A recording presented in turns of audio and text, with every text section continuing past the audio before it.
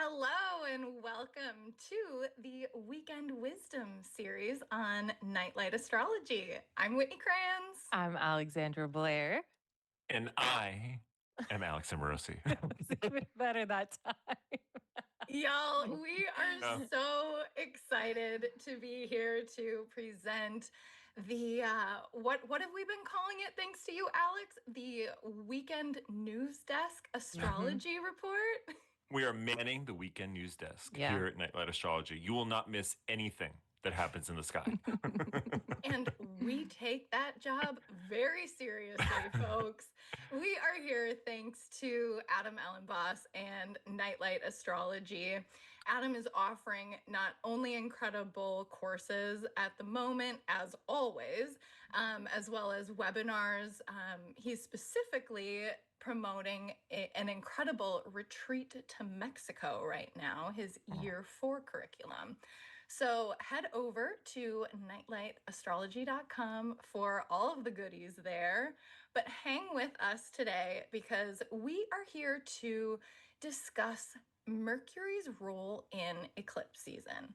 Now, why Mercury? Well, I had this little idea during Mercury retrograde as I was looking at Mercury's journey through the zodiac and noticing how in the retrograde of August, Mercury was being pulled back like a slingshot, right? We can think of that retrograde motion like the pulling back of a slingshot and being catapulted forward into eclipse season, where Mercury has quite a pivotal role here. And I don't know about you guys, but to me, it goes back to this prominent story that we're seeing this year. We know this year the outer planets have all shifted signs. We have eclipses every year, but eclipses reflect that massive amount of change as well. And so we're seeing the way the inner planets or the personal planets are sort of weaving together this story of the outers, right? And so with that, it's almost as if Mercury is acting like a mirror to reflect our personal growth, our collective growth through this season. And so today we are going to dive into the nitty gritty as Mercury would and look at a couple key dates through eclipse season, starting with the 0-degree new moon in Virgo on August 23rd. Now, in this weird space-time continuum that is recording in advance, that hasn't happened yet, but for you, it has. So tell us in the comments what happened with Mercury during the Virgo new moon. Before we dive into it and start screen sharing, do you all, Alexandra, Alex, want to add anything?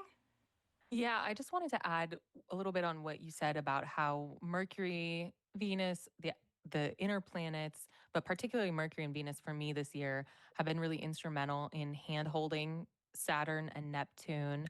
We saw this in March, and Venus and Mercury kind of both went over the border from Pisces into Aries with Neptune and then retrograded back in to kind of grab Saturn and bring Saturn back over. The same was true for the opening square between Saturn and Jupiter that took place across the cardinal signs this summer. So Mercury conjoined Jupiter at 29 Gemini and then moved over into Cancer with Jupiter to perform that first square to Saturn there in the cardinal signs. And now Mercury is coming in to form this sort of like final opposition with Saturn in Pisces moment that's going to be taking place with this anaretic degree kind of eclipse new moon situation. So it's been really interesting to watch it all play out. And I really appreciate this topic. And then we're going to kind of dig into this today because I feel like Mercury is kind of hard at work doing all kinds of stuff. It's also really easy to kind of discount Mercury and the moon because they move so fast sometimes. Just be like, well, yeah, Mercury, that transit's going to last about 4 days if Mercury's moving at full speed. But Mercury, especially right now, like you think where this slingshot got pulled back to was like just out of range of an opposition to Pluto. So it's like Mercury went back and picked up a gift from Pluto to bring forward And I don't know what kind of gift that's going to be. They can be good gifts from Pluto. They can be smelly gifts from Pluto, but they, they can be all sorts of gifts. But there's something about Mercury moving through this into the conjunction with the Sun, which we'll look at in Virgo, um, that's also carrying something from Pluto here. There's something about a transformative, cathartic is the word I think we always use for Pluto, but also that sense of uh, there's an intensity and an urgency in this movement of Mercury in towards Virgo, which I think actually could be really good because Pluto is really good at kind of lighting a fire under you when you are sort of stagnating on something or something has gotten caught or stagnated. So I feel like there's going to be a lot of movement and shift not only because of Mercury, but obviously because of this new moon, which we're going to look at, and a number of other things. But I think it just adds to the sort of intensity and the urgency of whatever comes up. Not always bad, but it brings a Pluto-like quality along with it, I think. That's really excuse me guys. That's really interesting and a good point to start sharing the screen, right? Start digging into this chart. Yes, self-proclaimed chart nerd here. Uh, because I like how you bring Pluto into the fact here, right? This what we're sharing right now is the chart of August 23rd. It's our 0 degree new moon in Virgo. And this is not an eclipse. So why are we starting with it? Well, I think I gave it away in the last episode. I know I'm really thinking of this. We know that eclipses, you feel these sort of whispers of them ahead of time. And this particular new moon in Virgo at 0 degrees just feels like it is starting to tell the story of what eclipse season is bringing for us. So we can obviously see here on the screen, there is your new moon. You know, the 0 degree mark, it is such a symbolic degree of initiation, right? New beginnings. And so when we look at this mirrored with the eclipse that we will close out with, the 29 Virgo degree eclipse, we're getting a hell of a story here. And why does this matter anyway? Well, you caught in our last episode that Mercury is both the ruler and exalted in Virgo. And so Mercury has a lot to say about how this lunation is functioning, right? What's interesting that that Alex was reflecting on is that when Mercury stationed direct, it was engaging at 4 degrees across the way in an opposition with Pluto there. Now, isn't it you're talking and I'm like, "Oh, yeah, Pluto can bring disaster, but it can bring riches as well, right? With Mercury, the god of commerce, like I could see this actually as being some really beneficial new beginnings in financial matters for some folks as well. You know, it's all about how it sits in your natal chart, right? The other thing I think we want to pay attention to here is that Mercury is currently at this eclipse, sextiling with Mars. And it's so interesting because we talked about that slingshot motion, right? And that gaining of momentum. Mercury has actually just come into this exact aspect with Mars twice. And it's all because of its speed and velocity that it would do that. It's so interesting, isn't it? Because we don't see those sort of double aspects reflected super often. It's really only in these retrograde situations. I don't know, what do you all think about that? Yeah, I think another important thing is that this lunation is happening square to Uranus Oh, in of course. Gemini. And so when I think about that, and we're thinking about the slingshot, and we're thinking about initiatory energy Big and inertia Toad. and things kicking What's up, off, brother? How are you, the man? way I've really been looking What's up, at my this dude? lunation is Thanks for being here, man. it better be. It better be the place where you start this story because Thank you for being Uranus here, is brother. sort of like Let me read your instigating. message It's now. like I a was little fixing bit almost where the OBS. square is like goading a little bit and saying, hey, come on, think about this in another way. Something that really kind of came up to me was this metaphor of maybe sobriety and this kind of moment being the moment where you're like, maybe I need to look at my drinking problem or whatever it is. And it feels like when we kind of move through the story of this eclipse and how it develops to become this 29-degree anaretic eclipse with Mercury in Virgo, opposite Saturn, conjunct the South Node, it's almost like this better be the moment you make that change that you're thinking about.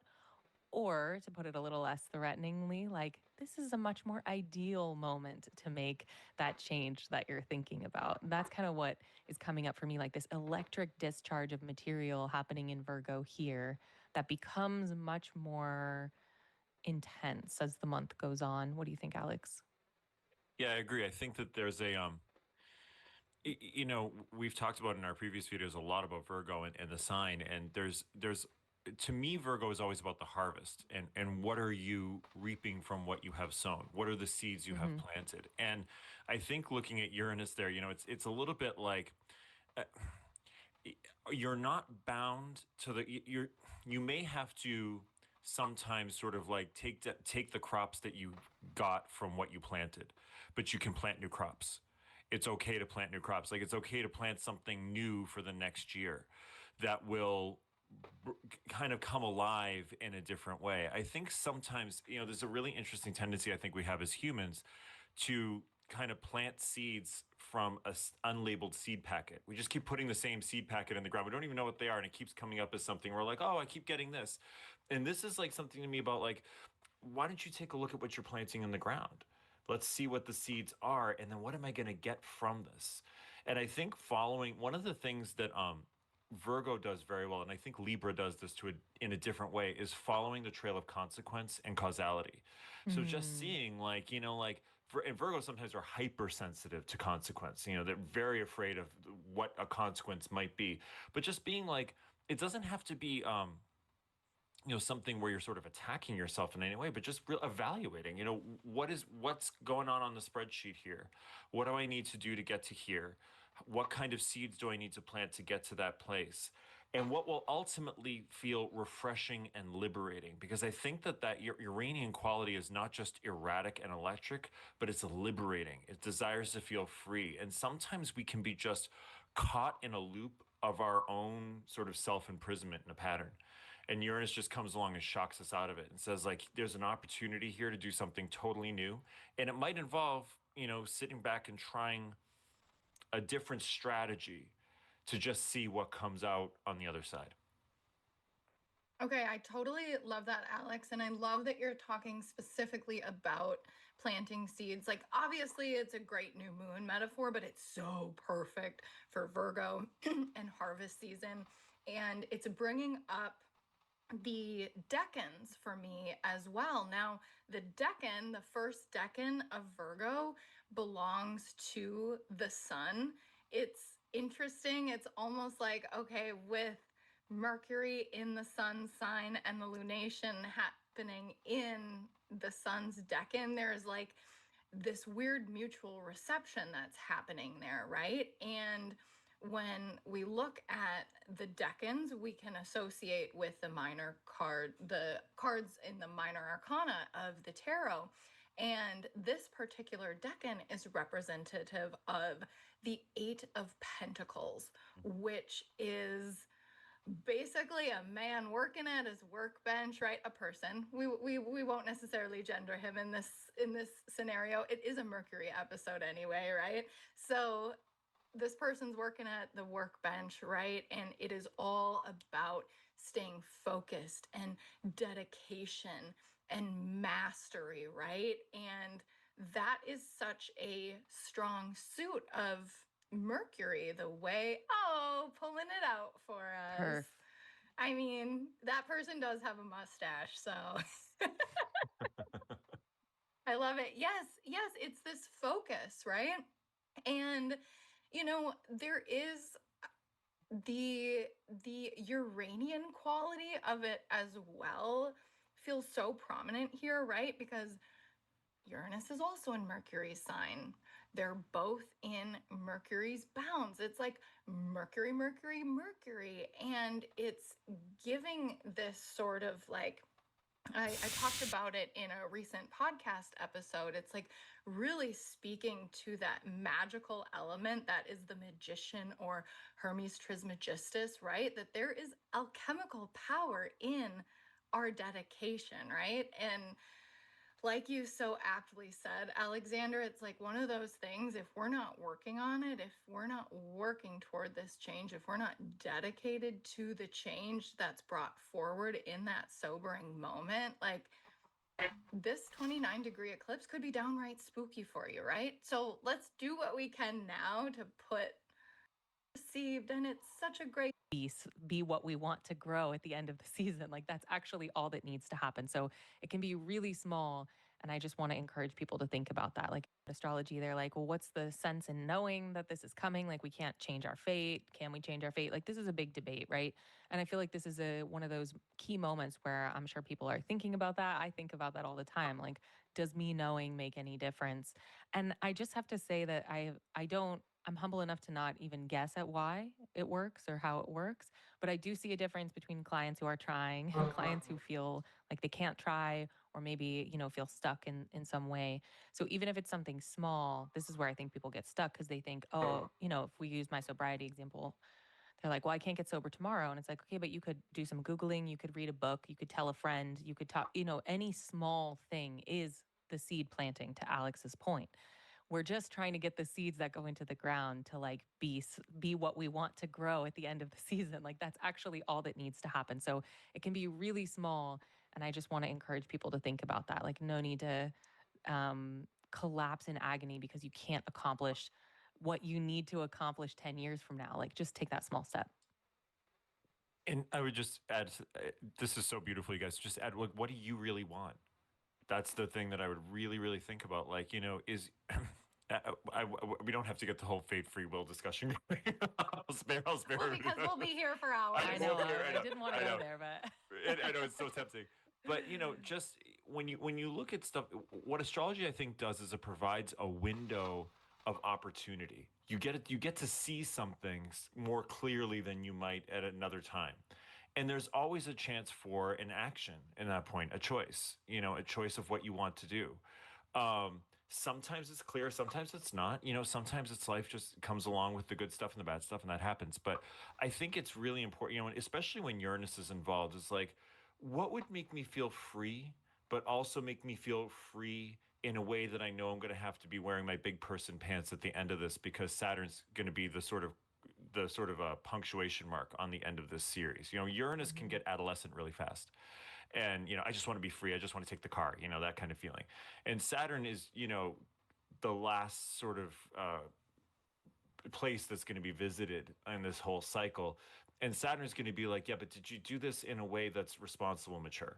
Did you do this in a way that shows that you're willing to accept some responsibility, authority, and maturity? So that's just a way to look at this sequence. But then you have choices within that. It'll highlight that for you internally. Just paying attention to it.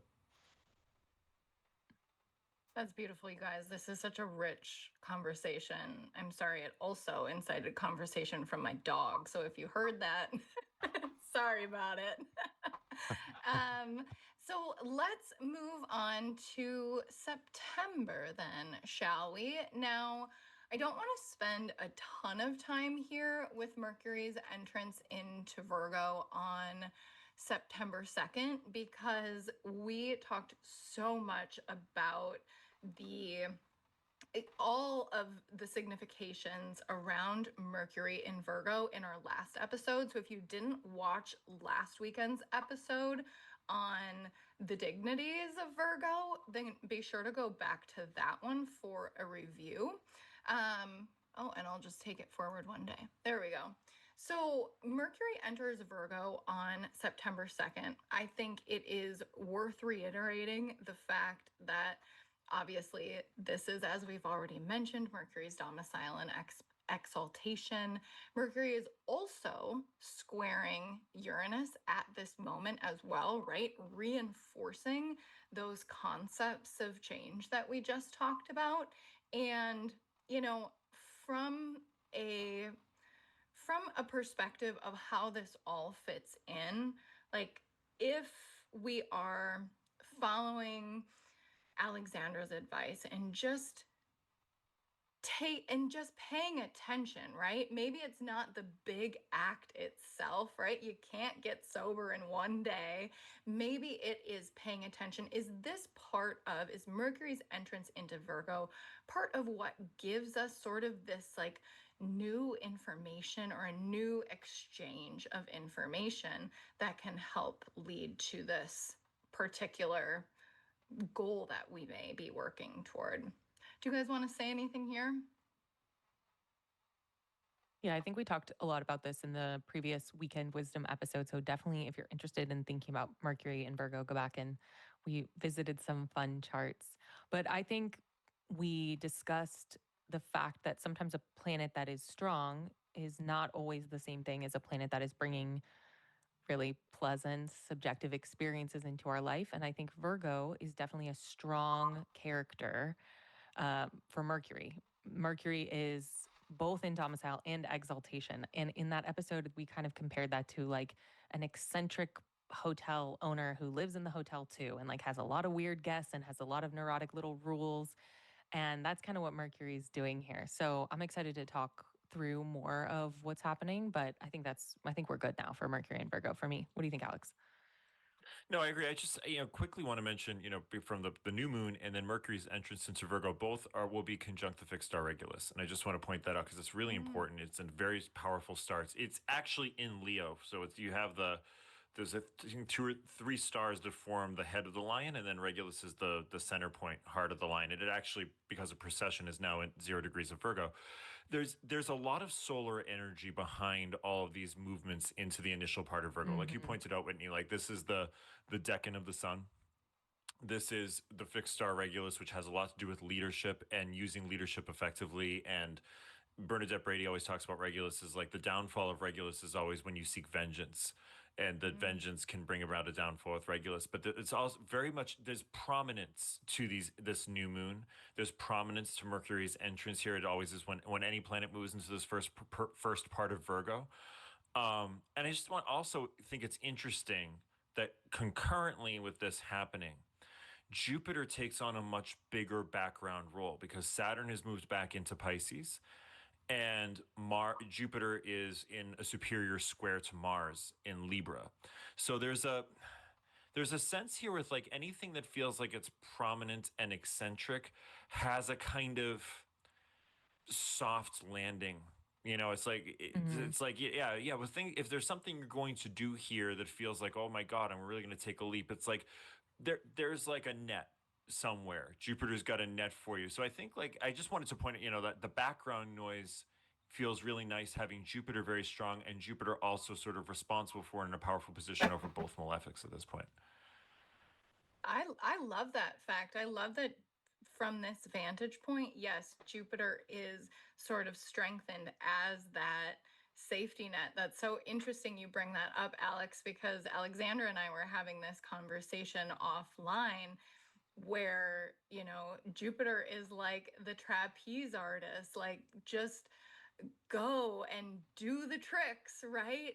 But sometimes we don't know or understand that there is or is not a safety net there to catch us. But Jupiter is showing us here in this moment that he is a strong safety net for sure. Mm, I love that. mm, mm. Cool. Okay, so let's go further then. We have the Pisces total lunar eclipse happening on September 7th. And let me just move the clock a couple hours to get the moon in the right place. It's at 15 degrees exactly.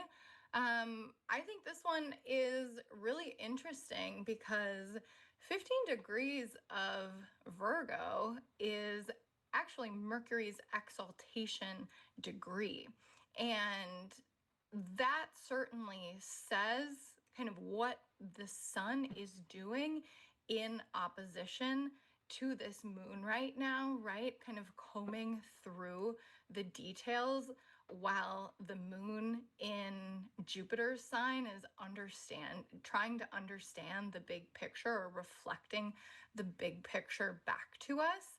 Um, you know, what we can also say with Jupiter ruling this moon is that of all the eclipses happening here in September, this Jupiter one, this Jupiter ruled one looks pretty nice, doesn't it? With the moon in this sort of wide trine to Jupiter in its exaltation. What do you guys think?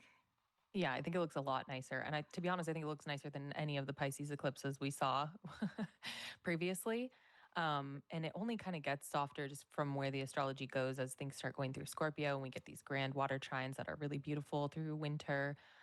Um, this looks nicer, but in some ways, it may be that the work gets harder, but it's like, okay, I have a stable ground. Our friend Sarah, posh, very talented astrologer, but she used this analogy ages ago that I've been toting around where it's like you win at a video game and you're excited because you get to go to the next level, but often the next level is harder. It's a new challenge. And there's like excitement there and there's real victory. That's kind of what feels like it's happening in Pisces. I think Saturn at 29 of anything is spooky and it deserves our side eye. But I do think this looks nicer than what was happening previously. And you can go back and look at the previous dates because there was a previous uh there were some previous eclipses that were pinging some of these degrees. Like there was like a 29 Pisces, there was like a 18 Pisces. So you can go back and look because from March 2015 through February 2017, that's when we had those previous Pisces eclipses. So you might take a look at that or reflect on this more recent series and see what was going on there. It feels like there's really a new appetite for work and that Saturn is in a much more constructive place in my opinion. What do you think, Alex? Yeah, I totally agree. I think there's something to me with Saturn always around your capability and that you're capable of things. I think it's so easy to two-dimensionally think of Saturn as just like, coming along and taking your candy and running away. And I think that that's a very two-dimensional way to look at it. I think that Saturn really a lot of times is saying like, here's a challenge and you're fully capable of doing it. And with Jupiter, especially with Jupiter in such a beautiful relationship to the actual Mhm. eclipse, it's like sometimes, I think of like the North Node and the South Node with the eclipses is like the beginning of a big cycle with the North Node and the end of a long cycle with the South Node. Mhm. And this feels like you're beginning a new, more responsible, more mature, more maybe even imaginative, expansive cycle than you have thought you could do. And that feels friggin' scary sometimes. Mhm. Like, because it's not what you're used to. And am I able to do this? And am I capable of doing this? And I think the South Node, with the sun, to me says something about like, sometimes Virgo can get lost. And as we've talked about in previous videos, I have tons of planets in Virgo. I have a lot of Virgo clients. Virgo can get lost in the sort of like, I cannot get it perfect. I cannot heal everybody. I cannot make everybody better. I cannot make every little thing in my body absolutely perfect. So it's not even worth trying. Like there's a sort of defeatist attitude that can come up with that perfectionism. And I think like if we can flush some of that and be like, I am capable of doing great things, hard things, but ultimately rewarding things. And it doesn't all have to be perfect. It doesn't all have to have everything done. I can't do everything for everybody or save everybody. It like relieving that pressure could really shoot you off in a really cool new direction here. But again, Saturn's roaming now closer um, to all of this, and that's usually to me about like big person pants time, like big person pants time. Yeah, Big person pants yeah. time. Well, like Pull let's see up, what you can do. You can pull do it. up those bootstraps, Well, babies. let's get to work. Let's get to work. Time to dig in. No, It I kind of think. oh, Oh, go no, ahead. you go, It kind of Alexandra. reminds me of like I have talked on Adam's channel before, but I have a lot of food sensitivities and that all or nothing thinking is it's just like the most insidious trap of like, Mm. oh no, I accidentally had wheat. So dot dot dot. I guess this weekend is lost. Like it happens so fast. Or, when I first kind of like found out about a lot of these food sensitivities, I had that very Uranian rebellion. I was like, you can't tell me I can't eat this and that and this and that. And it's just like, who am I saying that to? It's my own body. What do you mean? Of course, I should want to do that. But it took me years to get to the place where I actually did want to treat my body with that kind of respect. That's how I think of it now. But at the time, it was like, well, what do you mean? I have to limit my whole life. And it didn't feel like an empowering kind of work. So it just was thinking about that as you were talking, and it felt relevant.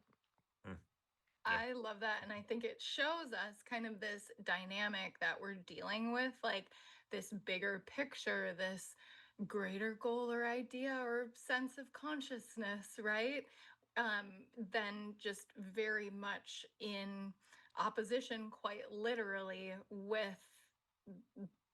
with what's happening here with the sun, right? And in terms of before we move on to our next highlight date here, I just want to point out too that the condition of Mercury at this moment, Mercury is a morning star, and yeah, it's getting real close to the sun there. But Mercury is what's called in its own chariot.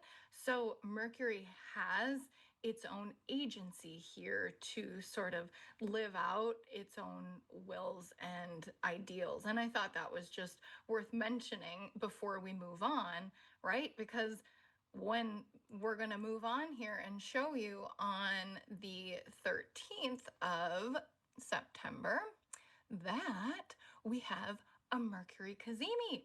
Mercury will be reborn at the heart of the sun. So when this happens, obviously, Mercury becomes reborn in its evening star phase. We have talked so many times on this channel about Mercury Cazimis because Mercury travels through the zodiac really just about as quickly as the sun does, right? Give and take its retrograde motion. We get a couple Mercury Cazimis a year. But because Mercury is in direct motion at this time, this is what's called a superior cazimi. And one of the things I love about Alexandra's style is that she's this date gatherer, right? And very recently, she helped connect the dots for me regarding the cycles of these Mercury cazimis and how they can connect with each other, but also other lunations as well. So it's one of those things, right, where if you, I think sometimes when we talk about how astrology can become sensationalized and we talk about this day you will get the most magical downloads that you have ever received and it's such a great moment, like, yeah, sure, you might, but it might also just be quieter. And so, one of the things that I know I like to do with a Mercury Cazimi is journal, because then we can look back and reflect on what that might mean in sort of the building of Mercury's cycle. Now, Mercury happens to be my Time Lord this year, so maybe I'm talking a little bit about that as well. But it's interesting for me to see here. What do you guys think about that? Yeah, I think if Mercury's your time lord this year, you definitely want to be paying attention to those gazimis and the retrogrades and the ingresses and the stuff happening in Virgo. So keep that little list on hand. But yeah, I think Mercury Cazimi, it is very easy to get swept up in that astrology sensationalism and assume that you're going to receive some incredible news. I don't know about that for this one. I'm not feeling bad news from this either, but I just think this is maybe even a very internal something from your own intuition, something from your gut, your Virgoan gut that is clarifying around your own priorities or sense of what you're building towards with this double new moon situation in Virgo that's going to culminate in that eclipse. It's also happening very close to the South Node, so it's giving me that feeling of the exact moment when the ick crests into the knowing of action. It's like you had the ick at that new moon, and now you're like, now I act. That means I actually have to take action on this. I can't go back, and there might be just some knowledge in your gut of the rearranging of that context to make you feel more capable of heading into that final lunation eclipse of this little cycle? Yeah, I think that there's a so this begins a new cycle for Mercury. The inferior conjunction begins a new cycle, and the cycles usually go for about 3-ish months. And this is a really interesting cycle to begin after, with Mercury and the Sun on the other side of the South Node here. This sense of like the new beginning. This could be a very promising new beginning, coming with everything we've just talked about. Like the big person pants and the letting go of the old cycle and the perfectionism and the fussing, the overdoing the fussiness and stuff like that. And I think that I think it can be a very good, powerful cycle for the next 3 months. But it's like there's something about Mercury being refreshed where I just so glad you guys are talking about this, where I think some people are we look for extremes sometimes in astrology. We're looking for like, Saturn's coming, it's going to be the worst. Jupiter's coming, it's going to be the best. And this is really like, it's internal and sometimes kind of unconscious. And sometimes you notice it and sometimes you don't. But this is a really good day to notice, like, is an idea refreshed? Is a thought refreshed? Is something refreshed in some way? Or do you have a new perspective on it that comes after all of this kind of letting go stuff that we've been talking about, and the planting the seeds and knowing the seed packet and all of that? What becomes highlighted? And I think astrology just kind of is really good for showing, like, where the spotlight is being shined. And I think right now it's like, okay, if I'm going to do all this new big vision stuff, here are the organized ideas and principles and things I need to do in order to do that. This is the spreadsheet I need in order to get that done. Bringing spreadsheets into the conversation, Alex. Oh boy. I That's some literally Virgo hate BS spreadsheets. right there. I know. Like, I hate them. Even though I have all this Virgo, because I have the Sag on the other side of it. I'm like, spreadsheets are dumb. I Oh, can't follow it. I'm so traumatized from my corporate job. No, I want to point out, I think you said something really important there, Alex, that perspective, like this is helping to give us perspective. And I kind of see that happening in this conjunction as well, right? That Mercury's phasal change from a morning star out there working so hard, right? Moving toward its goals, right? This phasal change almost tells the story of what's happening here with our eclipses, right? Like as we now move closer to this solar eclipse at 29 degrees Virgo, it's like with Mercury transitioning into a softer evening star, it's a way that we sort of learn to let go or clear away or relate rather than strive. I see that storyline kind of here metaphorically in this conjunction too, which seems important. So, should we move on now? We've got the next highlight date on our list for Mercury is the 18th of September. On September 18th, you see it there, Mercury at 0 degrees Libra. Now, obviously, what happens here when Mercury enters Libra, the first thing it does is oppose Neptune. It's already gone through this opposition to Saturn. We were talking earlier about the importance of Saturn and sort of the growth cycle that we're moving through here with Saturn. So that feels really prominent. We also cannot forget that when Mercury moves into this 0 degree point of Libra, it is forming or echoing again this kite formation that first came about in the middle slash early August when Mars entered Libra. And so I think it's really interesting because basically as planets enter Libra, this fall, the sun will follow and eventually Venus, right? The Mercury is activating this first grand air trine, right? And simultaneously pinging off the rest of these planets into this big old kite formation here. And, you know, I like, I'm just gonna be real. That when Mars opposed Saturn and Neptune from that 0 degree point of Libra, I know a lot of people struggled with that, and I was one of them. I was like so overwhelmed. It was in the middle of Mercury retrograde. There were so many like reschedules and everything happening.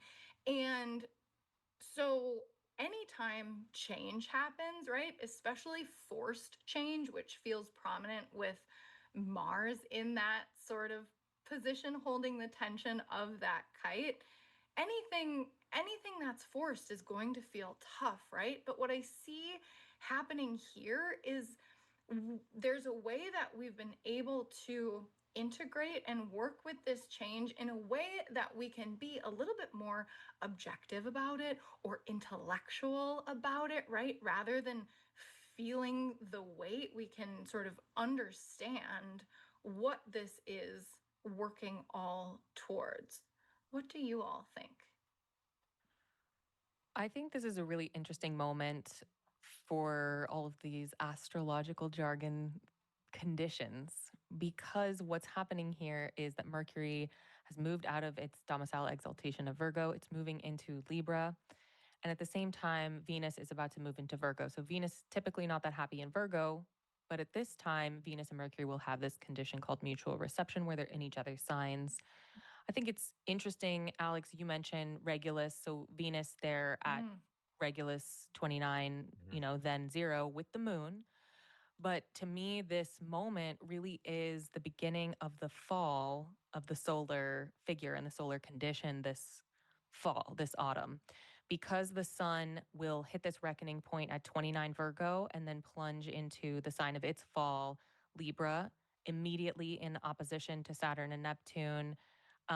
Virgo was previously in Leo, kind of strengthening the solar. She's coming into the sign of her fall of Virgo as well. There is that mutual reception that helps things a little bit. But to me, this is like a turning point, a major turning point in this cycle that I don't like where this goes for solar figures or like for the solar personally. Thinking about the sun crossing over into this Libra space, forming up that kite with Pluto and Uranus, like it doesn't feel as fun and exciting, even as the Mars one did to me. I was overwhelmed too, Whitney. Obviously, I was so overwhelmed, but it was kind of like fun. I was like a kite, I was flying. When the sun comes in and it's got like Pluto singing songs in its ear and it's like in the sign of its fall and the light is dying, and we got Uranus, it's like it just doesn't feel as fun. So for me, this is really like the hinge point where although the dignity seems to like be okay, meaning it could be worse. I don't like love how this looks or how this goes from here personally. I don't know. What do you think, Alex? It's it's sobering for sure. Anytime the sun hits Saturn, Yep. that solar, to extend what you're saying, Alexandra, it's like this is a time where if you get too invested in your own solar light, it could not go well. Right. And That's it, you, exactly what I mean by solar yeah, figures. Thank you for yeah. clarifying. And it could easily be, like you could see it with solar figures. Adam says it all the time.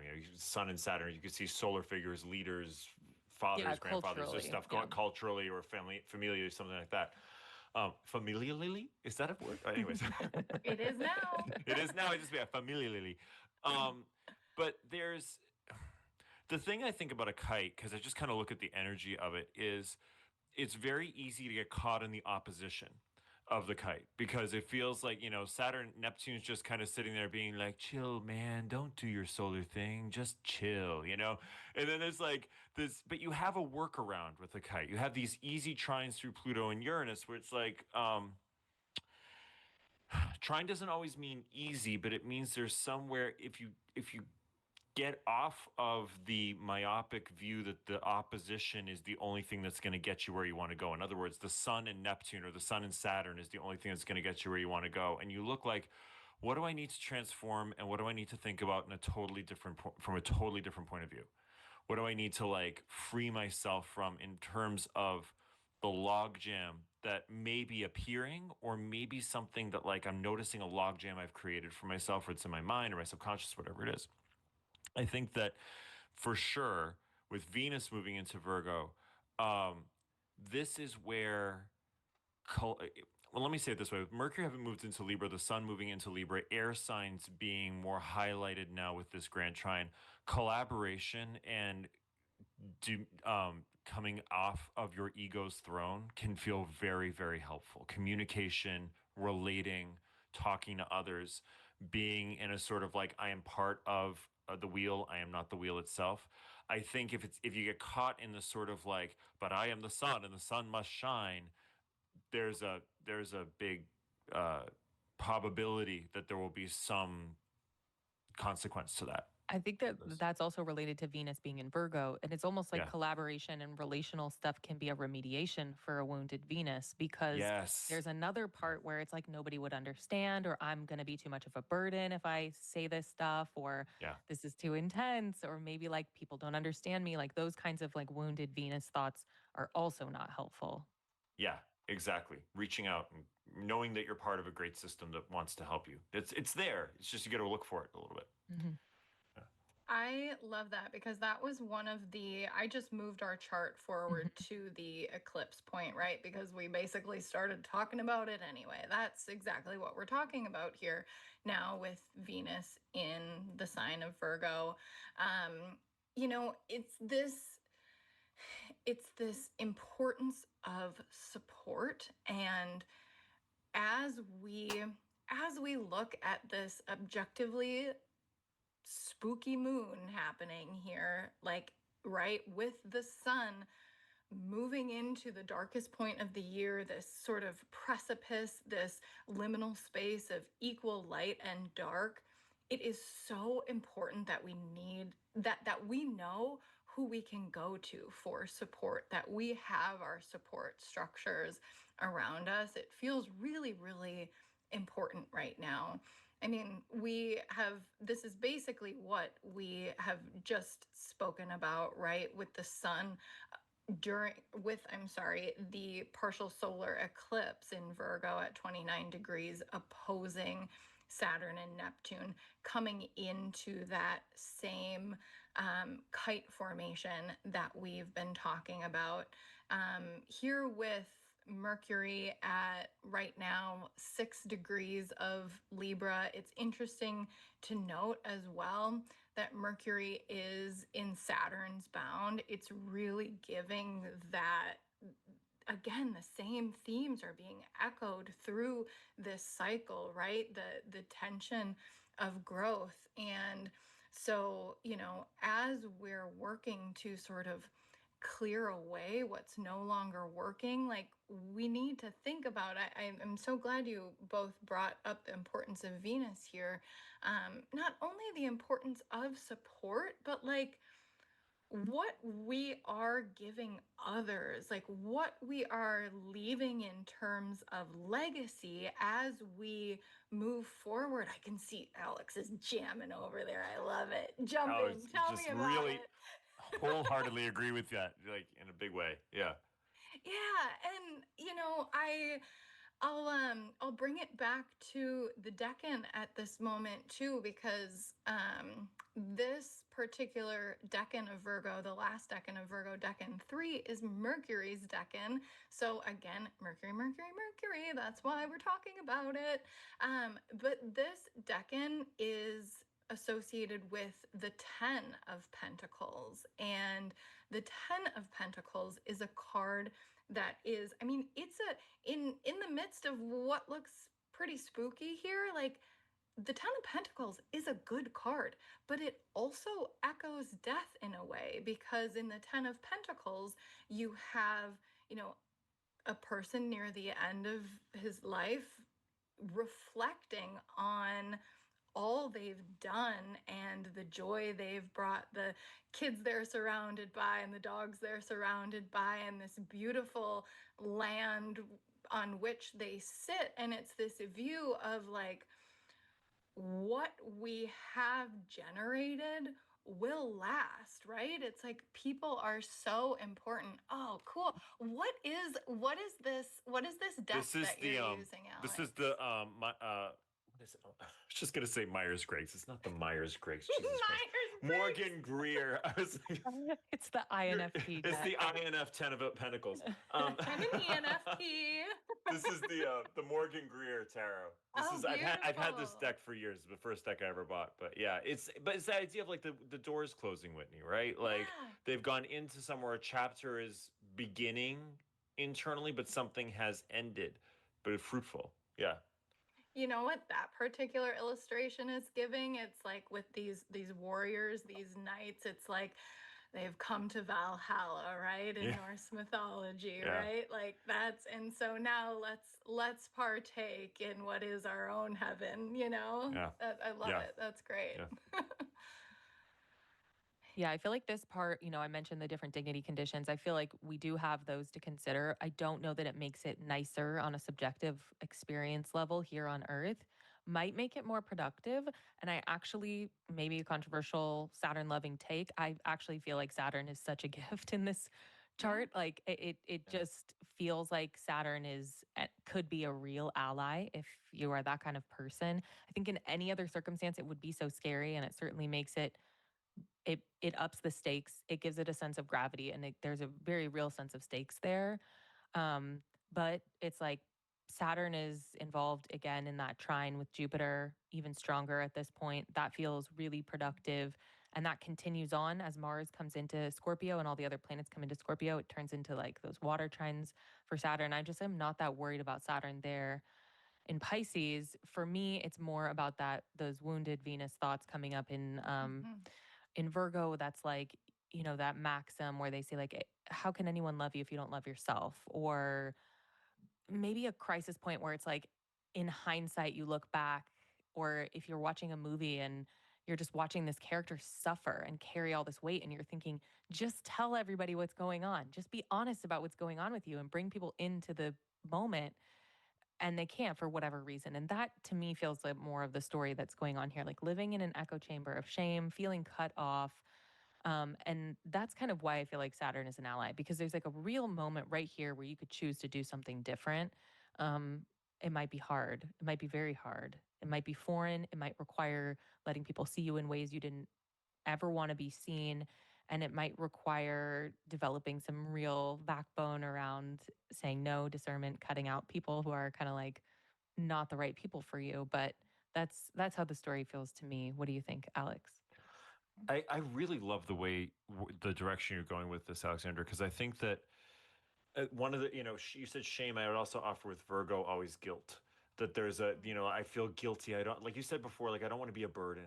I don't want to, I don't want to put myself in. And the Hmm. thing that I think that's with the air, the relatability air stuff going on in the air, ha ha ha, is, but I'm cheap, is this sense of like people who are close to you, who love you, who want the best for you want you to tell them things like that. They want, even when it's like, I want to tell you about something I'm not particularly proud of that I did once, or I'm going to tell you something else that I might be beating myself up for. And like sometimes it's like, when you're worried about having a conversation with someone and you suddenly realize like they've been having the same thing. You're like, oh, thank God Hmm. you brought it up because I wanted to bring that up. And even just in the acknowledgement, there's like a and that's where I see like these trines, right, with Pluto and Uranus is like that's sort of like clears out that stagnation. It clears out that tension. It clears out like this. Sometimes you're kind of like dancing around someone because you don't want to say it or get involved in like, well, I don't want to burden you and I'm not thinking this and I don't want you to think that I think and all that stuff. And rather than trying to play that game, just being like, well, let's have this conversation. And even just acknowledging that frees up so much and often can be very, very healing. It's important to remember too. I think, Virgo, one of my first astrology teachers up here used to say always she saw Virgo as a sign of healing and the sign of the healer. And she, Hmm. and it's really has the sense of like that can be massively healing of like, oh, okay, we're both thinking the same thing. Let's game this out. Let's figure this out. The other thing I just want to say quickly too is if Jupiter were debilitated, I'm going to bring it back to Jupiter. If Jupiter were debilitated right now, I'd be much more worried. I It's think way scarier. way scary because Jupiter. Let's just take a year of exalted Jupiter and give thanks. Yeah. um, because Jupiter is sitting in the superior relationship to all of this by sextile in Virgo and by square in Libra. That does bring sort of a nice cloak. Again, I don't know if if challenging stuff happens, it doesn't necessarily make it less challenging, but it's like Jupiter tends to either soften things or I always say brings the better angels of where something at least winds up. So Mhm. I just love Jupiter, and I just want to give him a high five. And I love Saturn. I'm really glad you brought that up about Saturn too, because I think that Saturn is a very important point of this and helpful. Well, and isn't that why it's at Saturn 28, 29 degrees? Isn't that why it is easier this time around? Because Jupiter in its exaltation is ruling over that Saturn right now, right? And it's a retrograde. We've And been witnessing, here yeah. before. Yeah. Yes, exactly. So, yeah, I think it's really interesting. I love what you both said about shame as well, and the importance of, I said having our support system, but that's the idea, right? Because shame itself really takes root in silence, in the creepy, dark, deep places where we don't share, right? Once you start sharing, all of the sudden, these things that we had in our head that were so shameful, they begin to become uncloaked, right? And we see them for what they are. And so that seems like just a good tie-in and a really important piece of this. Mm-hmm. Absolutely. Brene Brown says it all the time. Shame cannot stand to be spoken or cannot stand to be Sure. seen. Something like that. Yeah, absolutely. Yeah, I think it's Yeah. exactly. like a major thing in Ficino lore of the sun and light generally being an antidote for darkness. I mean, Yeah. that's all of human history, I guess, right there. That's all of archetypal thought for history. But it's an interesting situation when the sun opposes Saturn because of Yeah. that specifically. It's like the Saturnian darkness actually can't withstand being dragged into the solar light. It's like black mold too. Once you see it, you can like actually dispatch it and get rid of it and treat it. Yeah. Yeah. Exactly. Sun heals. I love it. Well, Speaking so I of, think, take us to the weak sun. right? That To brings wrap it up. us that brings us to the moment where the sun enters Libra on 9/22. In terms of the standpoint of Mercury here, when the sun enters Libra, well, all of a sudden that means, Mercury was protected from combustion, um, while the sign boundary was in the way, right?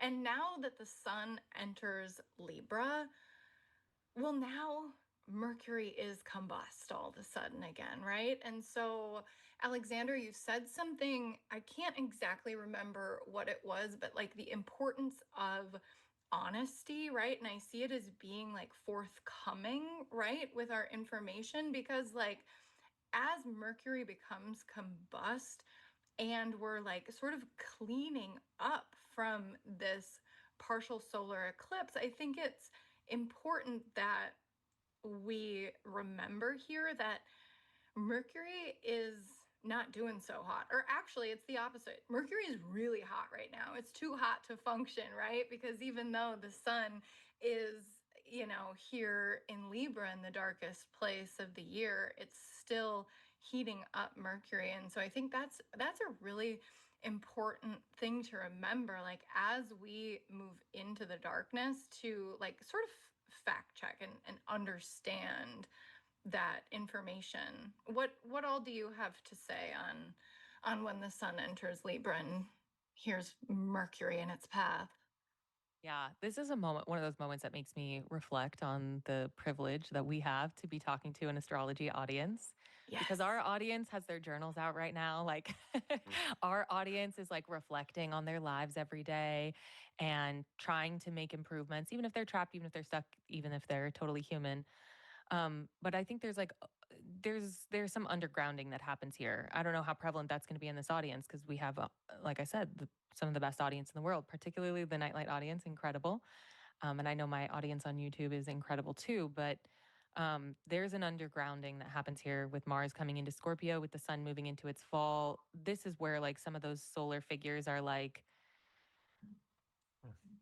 going somewhere masked maybe, or going somewhere that's more of like a little anti-hero arc, in my opinion.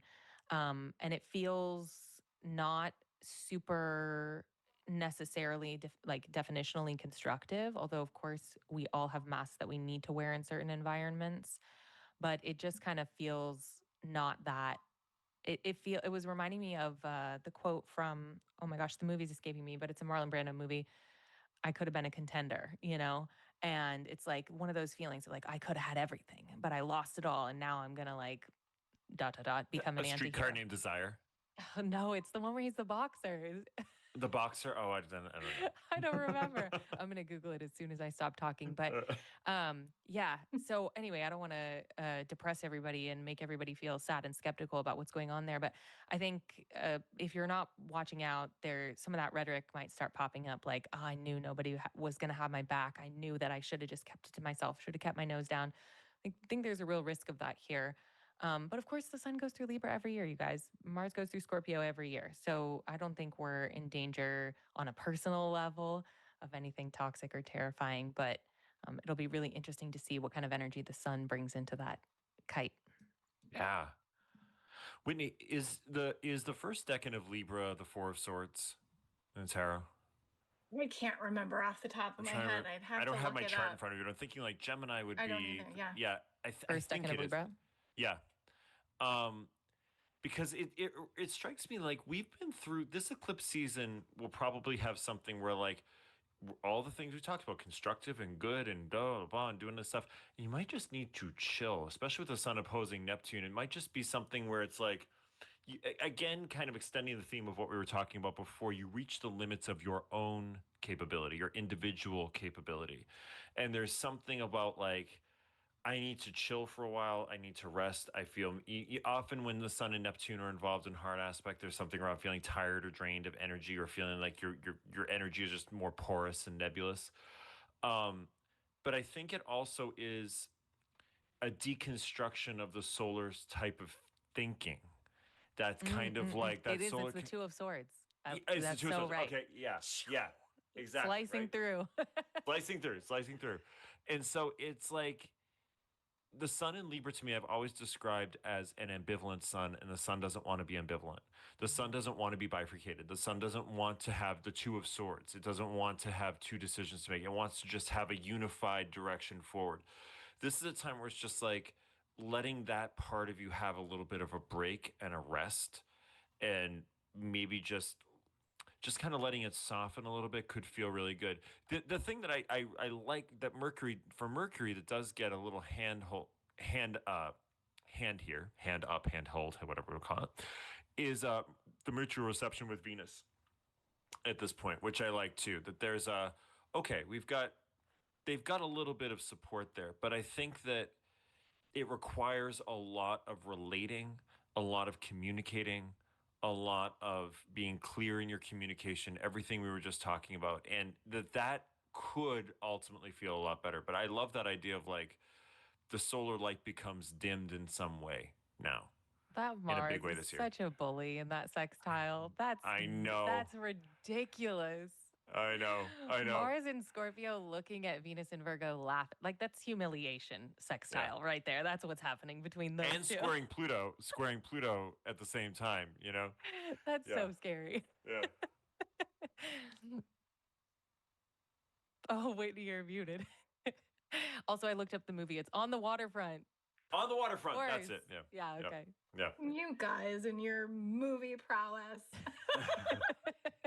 You just have to leave me with a list of to watch so I We're still can waiting on you to watch come Interstellar. prepared. And I I told know. Whitney I would watch it when she does. I'm going to watch it. So Well, okay, I So good. have a week off here coming up, and so I bet there will be some movie time here. nice. I Cool. love it. Well, I think this brings us to a great moment to close this out. If you know anything about me and my kind of astrology, I am all about reflection and how we can understand not only what's happening, right, but how it can help us move through these moments with grace. Because obviously, eclipse season means change, it means growth. We are being directed toward our path, whether it feels great or not, right? So, what can help us through this? Journal prompts. And so the three of us worked to create some journal prompts for you so that you as well can reflect. I mean, Mercury is the god of communication and writing. There is no better way to honor Mercury, in my opinion, than to write about it. So let me share. We put these together in a pretty little. Can you guys see that? Mm-mm. No, Nope. you can't do it yet. No, Now there we it is. can. Now you can. It's coming. There you go. There we go. Just a little delay. So I'll take the first, Alex will take the second, and Alexandra will read you the third. So while you're journaling this month, where were you once compelled to act with force? And where now can you act with intellect, rationale, strategy, or instinct instead? What newness are you alchemizing in the Virgo area of your chart? What must you clear away to make room for these new beginnings? And where can you elevate the level of care that you're offering yourself to match the level of care that you're offering to others? And I think in addition, we talked about today, like, can you reach out to others? Can you actually like include others in your thinking? So that might be an interesting place to start with some of that Venus stuff. Mm. I love it. This feels so rich. It feels so good, so prepared. If you want to take those prompts and journal with them, go ahead and screenshot this so you can come back to it later when you are in a time of reflective goodness. You know, that's all that we had for you planned today. Are there any, before we close out with where you all can find us and our work, is there anything else that Alex, Alexandra, you both wanted to add? All right. No, we have really Wrung gone the there with towel out. Mercury. Yeah. If you guys don't know about Virgo by this point, and Mercury, yeah, we've done. That was great. That was really, really fun.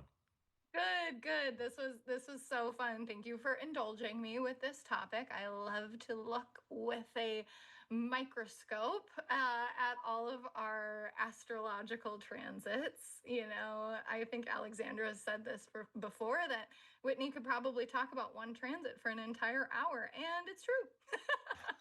We love that about you. We do. So, on that note, I'll go first. You all can find me and my work at astroarcana.com. You can book a reading with me there. I offer both birth chart and transit readings, especially if you're looking for support during this eclipse season. That is the focus of my practice right now. You can also connect with me on Instagram and YouTube, where I also have my podcast, House of Good Spirit. There we'll have lots of good eclipse coverage on both Instagram and YouTube. And find me there at astro.arcana.astrology. Love it. I am the number 9 Lives Astrology, and it's 9livesastrology.com, and it's 9lives Astrology on Instagram and YouTube. I put out weekly astrology videos, and I have really fun stuff coming up for September, October, so you don't want to miss it. You can book with me on my website. I have Saturn readings. I have some other readings going up this fall, and I have some research projects in the works, so stay tuned. Alex? You can find me at www.alexamorosi.com. You can book readings with me there. You can book my kitchen sink reading, which is everything I know how to do in one reading. And you can book energy healing and energy work with me there too, that we do distance over Zoom. Amazing. Thank you so much, everybody. Thank you, Alex and Alexandra, for indulging me on this incredible Mercury great. deep dive. I So love fun. it. So we will see you all next weekend in September to cover a whole new slew of astrological topics. Thank you so much, everybody, and have a great weekend. Bye, everybody. Bye.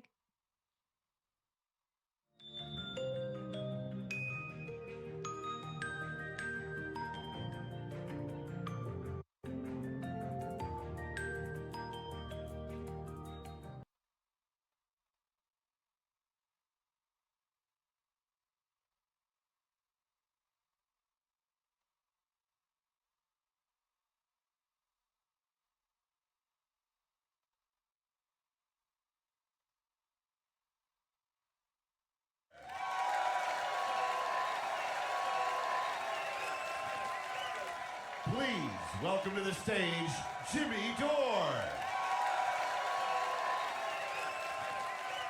No, folks, please, stay seated.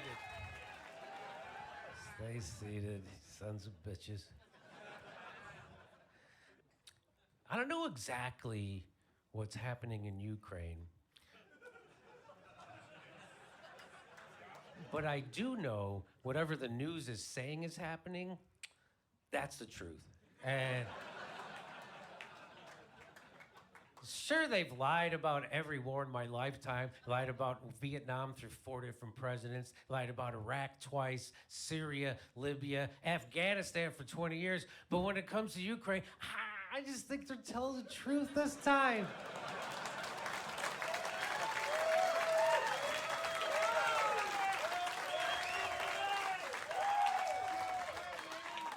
I mean, why would they lie? They gave him $113 billion at the snap of a finger, right? Boom, out the door with no oversight. They gave him $113 billion, no oversight, and that's how you know it's about helping people.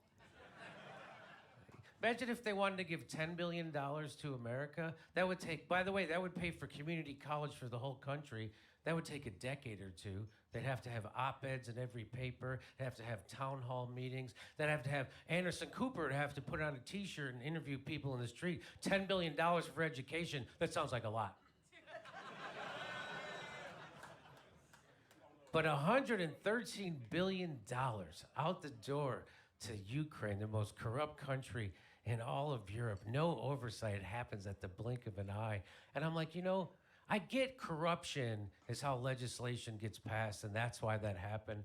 But if you're going to give $100 billion to Ukraine, how about at the same time, you ever think of this? How about at the same time, you give $100 billion to America? You ever think about, I don't know if you looked around.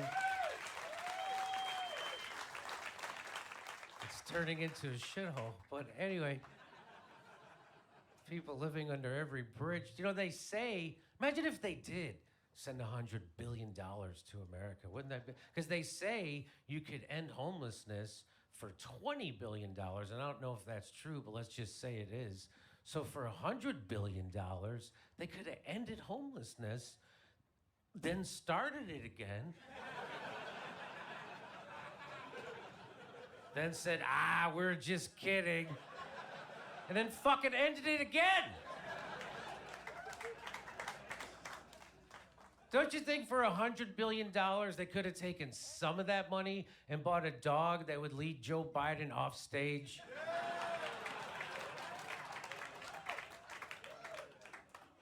Every time he finished the speech, he was like, is he gonna know which way to go? He's like, God bless America.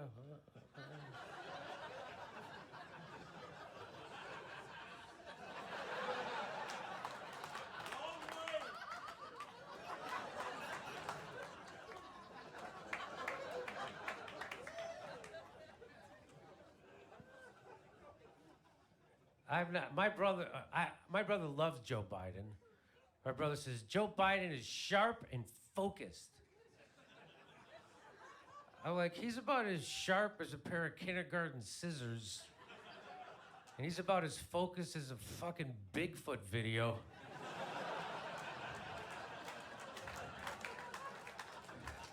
You're like, is that Joe Biden? Which Joe Biden is that? Is that tall Joe Biden? Or short Joe? There's two Joe Bidens. There's the 6'6" Joe Biden, and then there's the regular. I never saw the news media cover for a politician like they covered for Joe Biden, right? Do you remember there was one day that Hunter Biden was visiting the White House, and they found a bag of cocaine in an entrance nobody ever normally uses.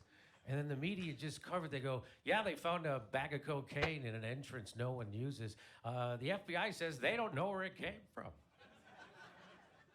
Did you see Hunter Biden was at the fucking White House walking around? Maybe. Hey, in an unrelated story, they found a cheeseburger in Chris Christie's car, no suspects.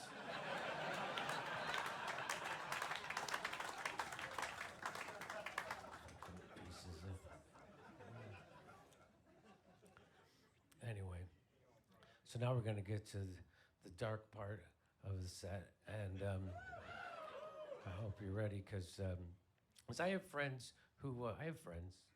And I don't have many friends after COVID, right? I told the truth about COVID. And yeah, you want to experience social distancing, tell people the truth about Tony Fauci. They'll stay away from you. And I'm not saying that the COVID-19 vaccine doesn't work. All I'm saying is everybody I know who got the COVID-19 vaccine then got COVID. Is that how vaccines work now? Could you imagine if we all got the polio vaccine and in the same year we all got polio? I'd be like, hey, I don't think that polio vaccine works. Why do you say that, Jim? I got fucking polio!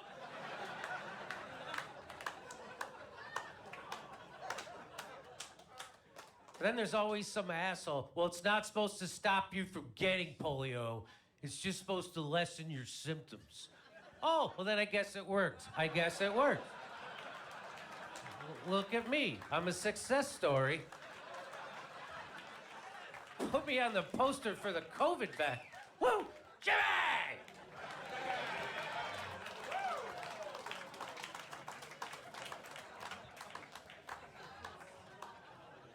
Anyway. So I have friends. That's the point of this. And some of my friends, they asked me, they go, Jim, how do you think this Israel-Palestine thing, what do you think about that? And I say, I think it's going to work itself out.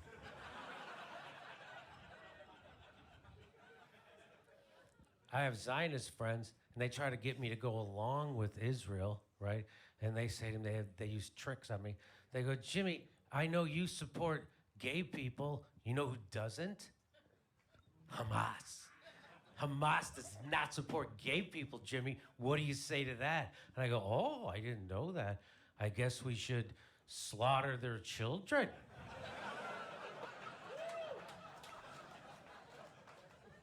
Tough jokes for tough times, folks. I have friends that tell me, they go, Jimmy, you know, Israel's our only democracy in the Middle East. Yeah, you know why? Because we overthrew all the other democracies so we could steal their fucking oil.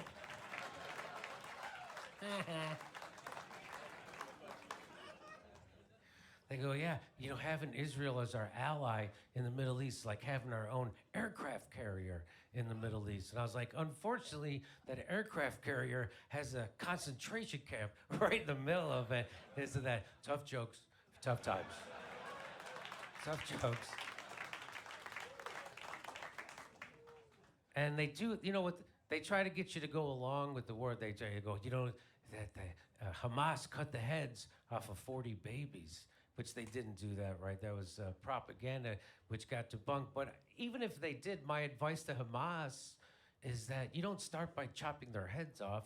You do what the Israelis do. You start by chopping the heads of their penis off, and then you work your way up. It's a circumcision joke, folks. That's what that is right there. That's a circumcision. But that's how they do it, right? They do it. Remember when they wanted to get Barack Obama to bomb Syria? So what they would do was they would show a picture of an Al-Qaeda guy chopping the head off of somebody on cable news with a kitchen knife. Do you remember? They would do that all the time. And they were like, look, they're chopping their heads off with a kitchen knife. They're barbarians. And I was like, oh my God, that they are barbarians. Why don't they do what we do and just blow their heads off with a nice Christian bomb? Made by Christians in a Christian bomb factory. That's what Jesus would do.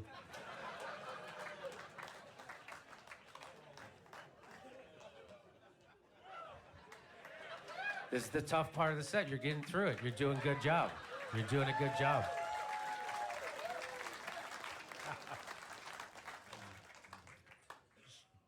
I know. Some go, wow. I know. This is fucking what this is what I do. And you know, some people say that, people don't like Benjamin Netanyahu in Israel. Did you know that? I saw a news report. Thousands of people surrounded Benjamin Netanyahu's house to protest, not his office, his house. Thousands of people to protest. And then I was like, oh, I feel a lot better about the Israeli people. And then someone told me, no, they're not protesting Gaza, what he's doing. They're protesting that he screwed with the Supreme Court. And I was like, isn't that like protesting Hitler because you want more bike lanes? I mean, what the fuck? Anyway, I'm not going to not do these jokes. So anyway, here we go. Here we go. Here we go. You guys are doing good. I had a Zionist last show actually get upset and attacked me, and I had to take him hostage. And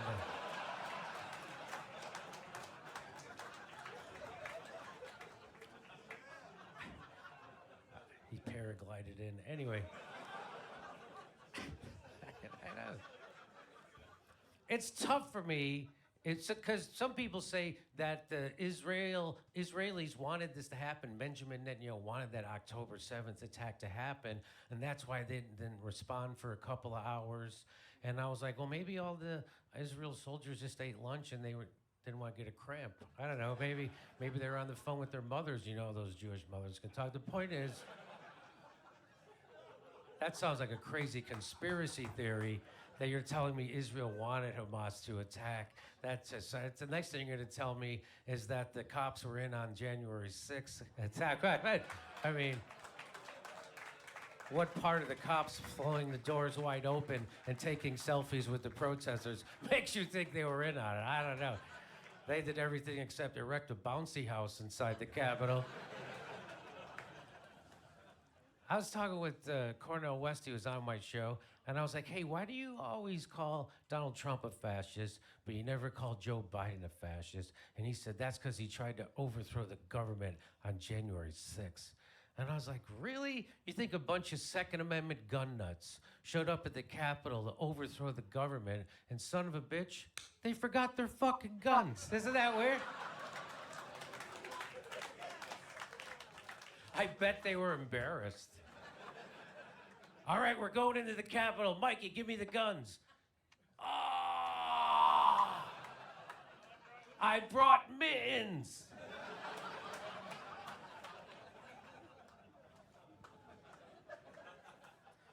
People say the dumbest things about January 6th. They go, I'm like, why do you think they goes, well, Jimmy, I'm sorry, but January 6th undermined our democracy. That's what you think did it? We don't live in a democracy. We live in an oligarchy, which was proven by a Princeton study over 10 years ago because corporations hijacked your democracy over 50 fucking years ago, which is why workers haven't had a raise since 1980. When are you going to get pissed off about that?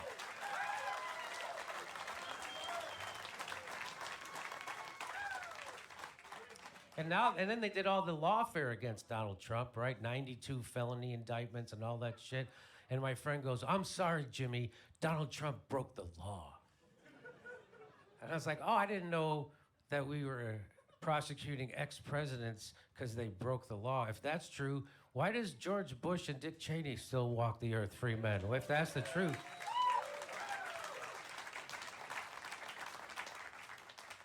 Right? I'm old enough to remember when people hated George Bush as much as they hate Donald Trump. Do you remember that? I remember that. They hated him, used to call him Hitler. And then he gave a speech a few years ago where he said the January 6th protesters were all terrorists and they were anti-American. And then all the shitlips were like, oh, I love you. Oh, you're great. You're a great guy. We love George Bush now. Ellen's going to dance with you. And then he went on a media tour, and a reporter asked him, said, hey, what was the greatest accomplishment you ever had as president? Which is kind of a bitch question because he didn't have any accomplishments. And he said, well, I kept you safe from terrorism since 9/11. Since? Hey, you know that first one goes on your permanent record?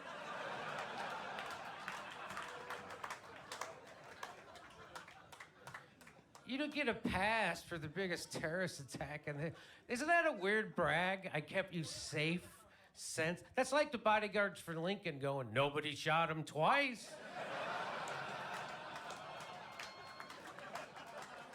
You check his head, one hole, you're welcome.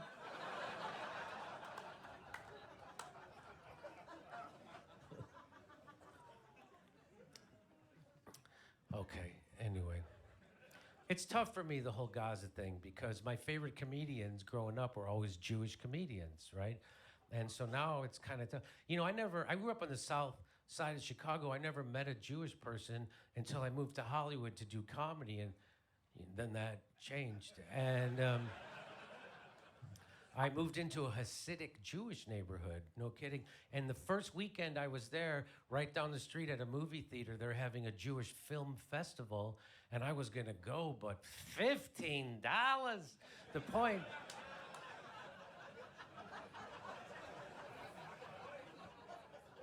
So I remember when I first moved there, I went to lunch with a friend, and he brought another friend with him, and I said, hey, what's your friend's name? He said, oh, that's Steve Rosenthal. And I'm like, oh, he's Jewish. I didn't even know he was Jewish. He doesn't look Jewish, which I know now. You're not supposed to say that. And my friend got mad at me. He goes, Jimmy, what does a Jew look like to you? And I was like, I don't know. I live in a Hasidic neighborhood, and they're always wearing the disguise.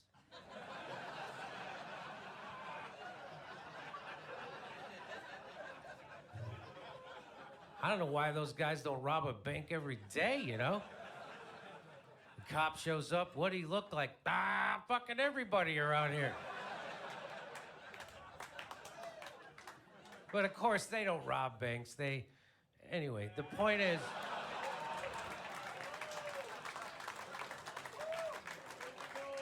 that joke's in your head. I was gonna say they're good people. You're trafficking in anti-Semitic tropes in your head. I hope you're happy.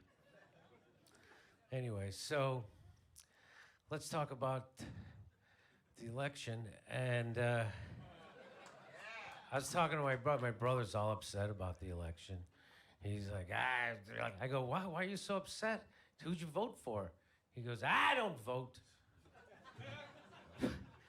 How could you be upset about the election if you don't? You didn't vote? Why don't you vote? He goes, Russia controls the elections, Jimmy. What? Russia controls the elections. I'm like, Danny, Russia can't even get their good vodka into Trader Joe's. Don't blame it on Russia. People voted for him. My sister's all upset. She says, I blame the election on misogyny. You know, like a typical stupid woman. And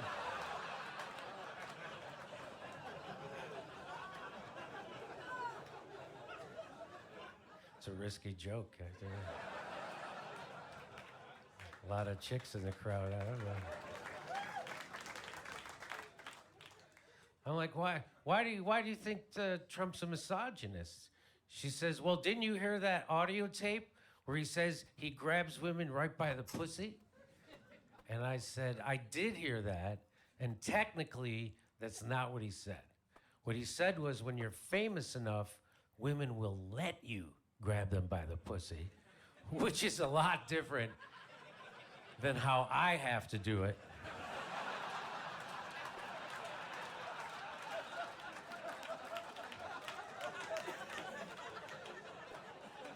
I have to distract him, like, look over there. And they turn around, did you grab my pussy? No, I didn't grab it. Trump. I was talking to my sister, you know, about Trump being a misogynist. I'm like, did you know that Trump is the first president to appoint the first female chief of staff? Did you know that? First female chief of staff appointed by Trump. And, that's important to me because I like to know who my staff's chief is. And she said to me, she goes, he only did that so he could be the first guy to fire the first female chief of staff. And I was like, I think you're clinically fucked up, I think. Because even in his first term, he appointed the first female head of the CIA, Gina Haspel. Did you remember? People don't remember that. First female head of the CIA, he appointed. Of course, she had a history of running a torture program, but you know, you gotta break a few eggs to make an omelet. Am I right? Come on. But the important thing is, and ladies back me up, the important thing is that she shattered that glass ceiling and then she picked up one of those shards of glass and started torturing someone with it.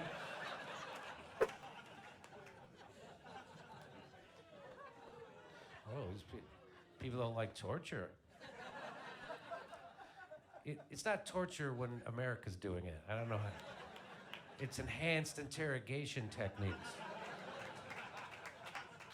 Which sounds nice, right? Oh, it's enhanced?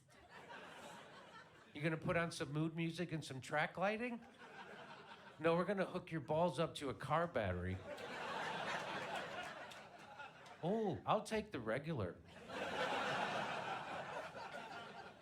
Don't make a fuss over me. I'll crack like a pretzel. I was watching MSNBC, you know, just for research, and they were talking about Kamala, and I love Kamala, right? She's a strong woman of some kind of color, and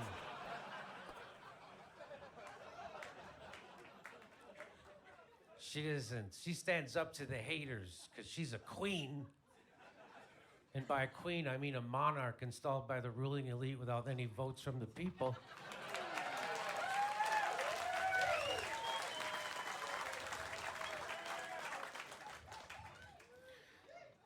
She doesn't need a primary. That's where Hillary fucked up. She went around, the queen doesn't go around the country answering questions from reporters and regular people in shithole states nobody ever heard of. Iowa, that's a real place? You could be making that up for all I know. That's no place for a queen. But a lot of people were upset. Even people who hate Donald Trump were upset about they didn't have a real primary and they just like, you know that comedian Jim Gaffigan? I love that guy. He's very funny, right? He hosted that Al Smith dinner, right? That's where the presidential candidates all put on tuxedos and they insult each other, right? It's nice. And anyway, he was even upset about it. And I don't know if you saw that video of that, but he was wearing a tuxedo with the white shirt and the white vest and then the white bow tie, and he's so white on top of it. It was like if you would have tied a string around him, he was so white, Tim Walsh would have made him available for free in men's rooms. Anyway.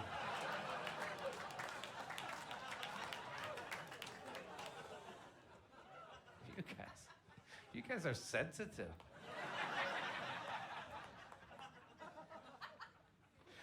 People go, well, it was a real divided election. The country's really divided. I'm like, I don't know, did you see the electoral map? I don't know if you saw that. Even Tampon Tim couldn't stop that red wave, am I right? Come on.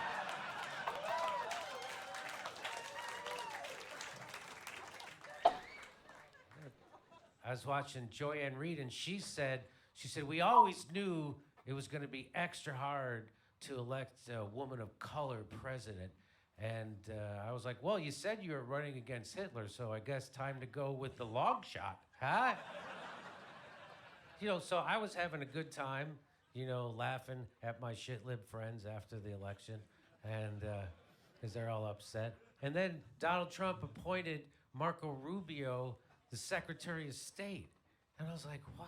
What is this, some kind of a punishment, Because let's face it, the job of the Secretary of State is basically just to suck the dick of Benjamin Netanyahu, right?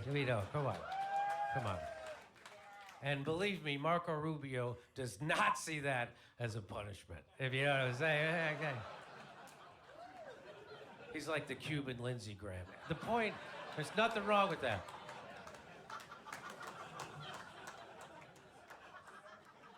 Nothing wrong with that. Nothing wrong.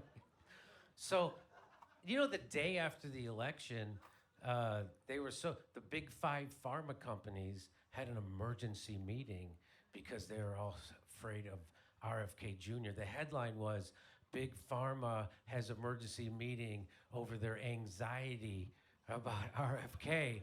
And I was like, well, the good thing is they have a pill for that. And yeah, they're afraid, he's going to come in and, clean up our food and our water and the corruption in the FDA. And that's fucking crazy shit. Who's that? I want to keep eating trans fats and seed oils. And they actually had dark money groups that were trying to get him. They were dark money groups where you don't know where the money's coming from. They're Democratic dark money groups. Were buying ad time and commercials to try to influence senators to vote against his confirmation. And the one group was called Protect Your Care, right? Which is kind of an ironic name for a group that doesn't give a fuck about your care, right? It's like Diddy coming out with a line of lube called Protect Your Ass, right? These are all great jokes. And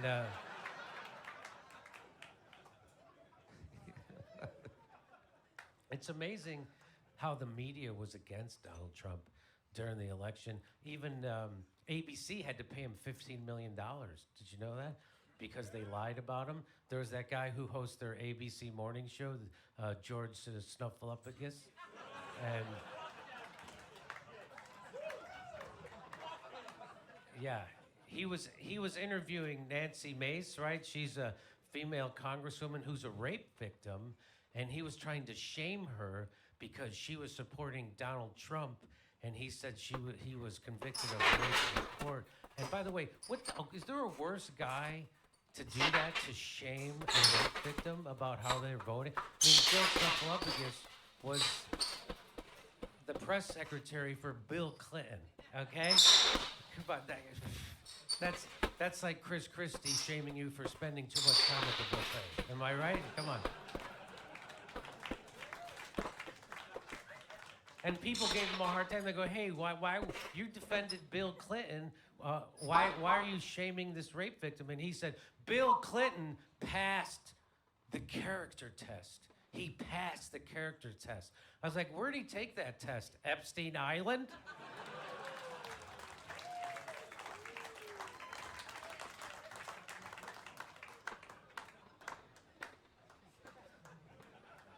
Yeah. That's how this is supposed to go. Okay. Anyway, so he said that, how could you support Donald Trump? Because he's been convicted of rape in a court of law, which he has not. He just made that up. And so they had to pay him $15 million before it ever went to court because they knew they were going to lose.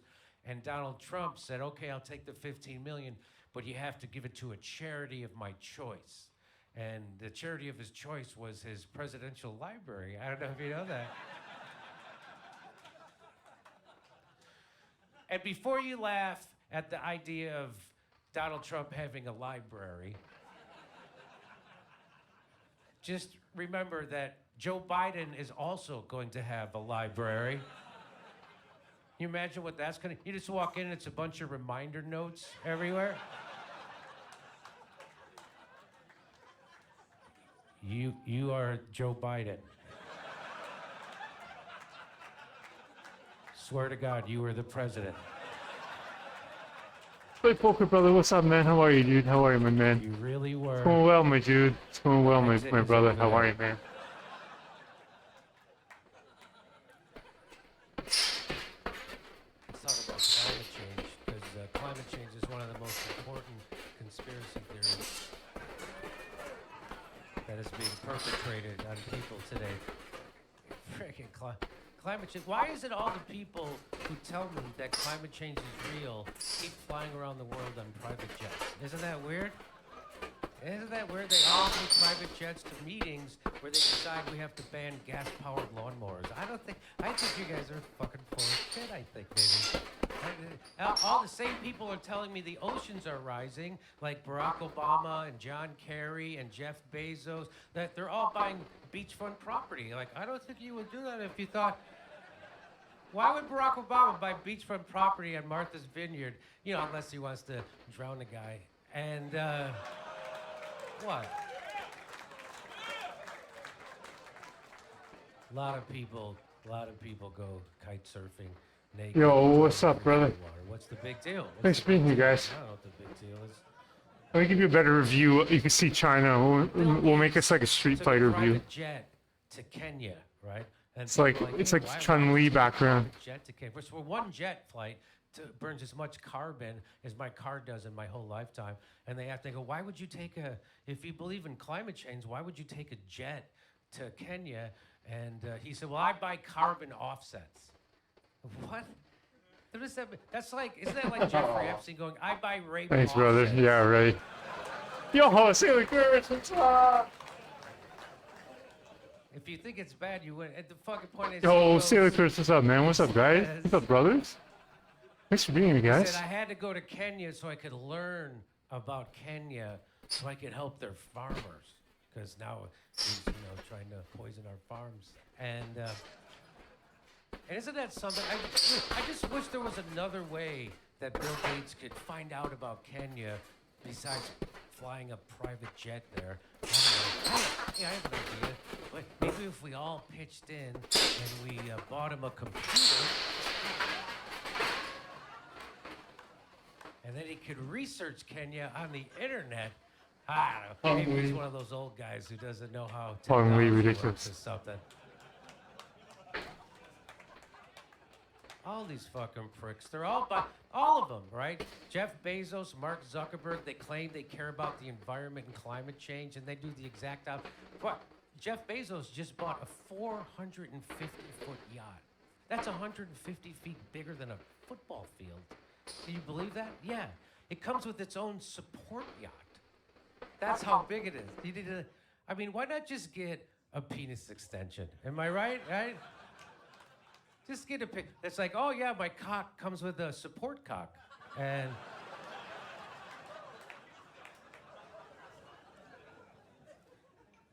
And then Zuckerberg from Facebook, he's a big environmentalist. He bought a yacht that's 20 feet shorter than Jeff Bezos is because, Zuckerberg is a man of the people. And his yacht is powered by 4 giant diesel engines. Yeah, but it has an electric stove. So I guess he gets a fucking back of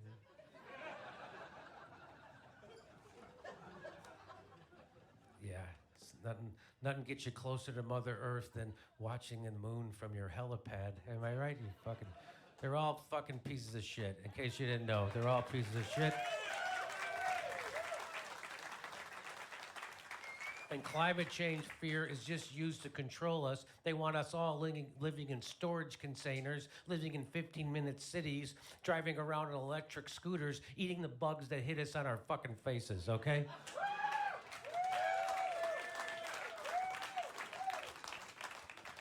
All right. It's just the same thing with hate speech, right? They use that. They do that. Oh, we got to control hate, just the hate speech. I'm for free speech, up until what you say disagrees with what I think. And then we have to, yeah, because I'm a good person and I'm protecting people from your hate. It all started with hate crimes. You remember that? Like they said if you committed a crime, like if you killed somebody, that was bad. But if you hated them, you're a real jerk.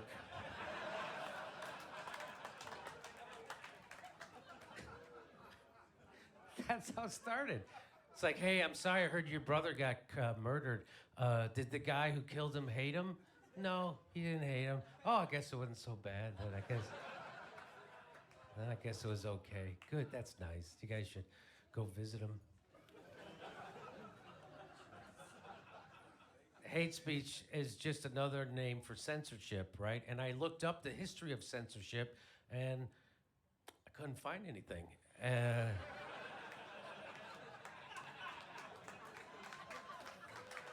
This is weird. It's like they scrubbed. It's like they scrubbed the internet.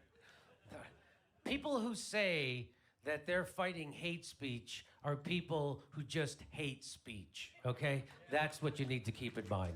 They just hate speech. You know about the whole thing about COVID. I fell for it. I got. How many people here did not get their vaccine? Oh wow! Look at that. Look at all these white supremacists. You didn't get your vaccine, young lady? What is your name? Tracy. Nice to meet you, Tracy. And how did you know not to take the vaccine? Because you could think for yourself? That's very dangerous. That's very right wing. You sound like an extremist. You're supposed to listen to what the man on the TV says. We all know that. Did you have a job at the time? What was your job? I'm a veterinary technician. Oh, you're a vet. Oh, no kidding? That's considered essential? I'm not saying it's not. You didn't get your vaccine, sir? Now, why don't you like people of color?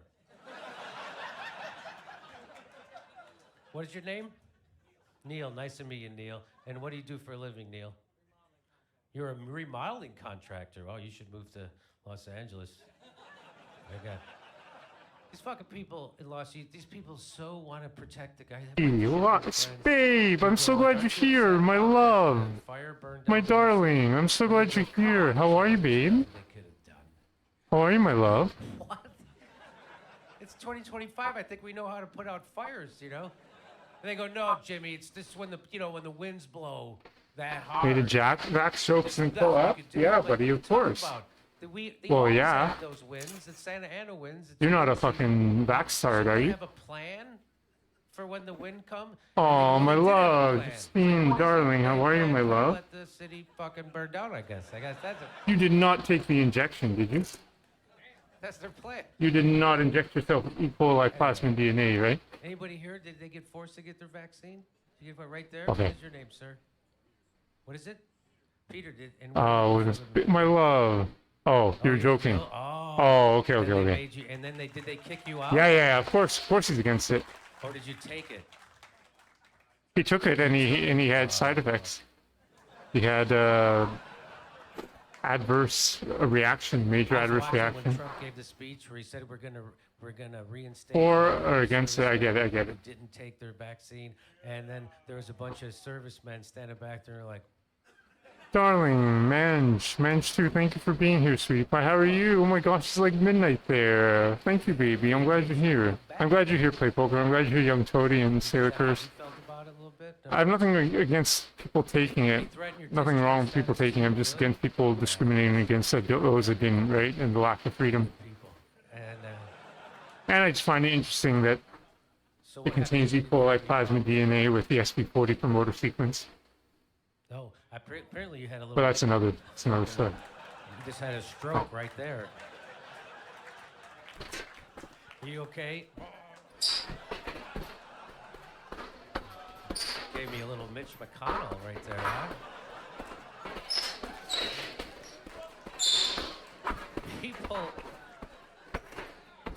People talk about, people say, why do we have such old politicians being our leaders? Because they're bought and paid for. They've been invested in by corporations, and they don't want to let go of a good investment and a good dupe, right? And that's why they're all so old, and they all will. And then people go, well, did you see Mitch McConnell? He had a stroke right on camera. And I was like, he didn't have a stroke. He shit his pants, okay? Did you see the look on his face? I know that look. I've made that look.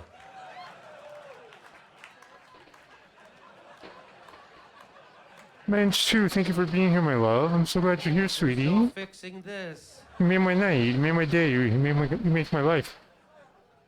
Oh my god. You guys being here makes my life too. Play Poker, Young Toady, and Sailor. I've been doing comedy a long time. You guys rule. I've been doing comedy since before women had penises. And that's a long time. What? And you know, I got no problem with the trans lady. I don't even feel comfortable talking about trans. I don't feel comfortable talking about trans fats. You know, that's how you want to go from a mono to a polyunsaturated. That is your journey, and I support it. But I have trans fans. I actually have trans fans. They come to the show, and Kurt fucks them in the green room, and.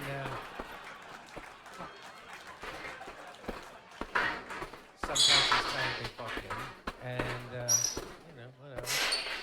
And I do comedy in Los Angeles. There's a lot of trans comedians now, did you know? And some of them are funny. I was doing a show one time, and this trans comedian goes on before me, and she gets on stage, and for the first 5 minutes of her act, she talks about how big her penis is. You know, like ladies will do, and.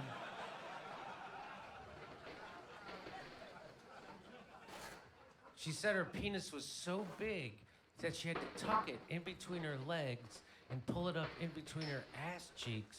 And it was so big that it went past her chocolate starfish. And that's a direct quote. And I'm watching this and I'm thinking, that's a big dick.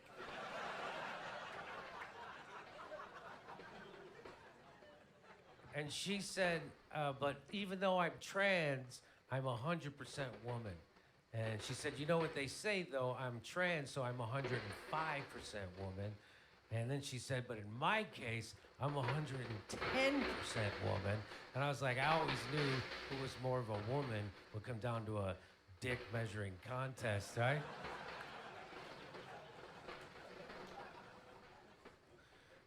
And if you're a trans woman, and I can't tell you're a trans woman, you win. Congrats, tip of the hat. Well done. But if you're a trans woman and you put on a dress and you look like you're about to carry a fridge up 3 flights of stairs, anybody see my makeup bag? I get to make fun of it. That's just an aesthetic choice. That doesn't make you a woman just by putting on a dress. That doesn't make you a woman. Hillary Clinton proved that.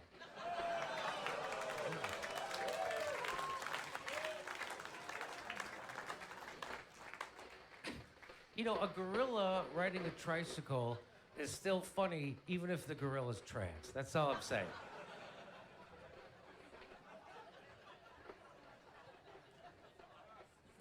And then the people like to talk about drag queens, right? Which I love drag queens. I like drag queens. When I was a kid, my dad would take us to D.C. and we would go to the presidential library and J. Edgar Hoover would read to us in a sundress. You have to know history to enjoy that joke. But drag queens are just, they're not, people conflate them with trans women. They have nothing to do with each other. Drag queens are just dudes with penises who like dressing up like bitches and then acting like cunts. That's all they are. And I got no problem. I've gone to drag shows. They're fun, right? You don't want to make eye contact because then they'll come at you, they'll attack you and degrade you and humiliate you. And like, oh, well, look at me, I'm scared of you. And but I like a drag show. It's good adult fun, you know. It's just that when you add toddlers to it, it makes me want to arrest you. That's all. That's all. That's all. That's all. Okay. So, then they have the drag queen story hour thing, right? With they have drag queens read to kids, the toddlers, in libraries, because that makes sense. And it's like, why do you want to do that? Why would you, if you want to read to kids, why do you want to dress up like that? Oh no, I just have a love of literature, and like, how does that manifest itself? Oh well, first I put on fake tits, and then some big Megyn Kelly eyelashes and a Dolly Parton wig and a dress, and then I tuck my, and then I'm ready to read Dr. Seuss to children. Yeah? Hey, maybe you're just an old-fashioned pervert. You ever think of that? That's what you sound like to me, like a fucking pervert. I almost didn't make it here this weekend. I was in the hospital earlier this week. I was having bottom surgery, and not the front, just the back. I was getting a female asshole installed. Because, I wanted something that smelled a little nicer. And something that straight guys were attracted to. And I have no idea how I thought of that joke, but I did. But I was traveling. You get to travel as a comedian. I was up in Canada, eh? And I was in Edmonton, eh? And guess what? I actually bumped into Justin Trudeau when I was up there. Yeah, I know. I was at a meeting of guys who saw the Barbie movie Alone. And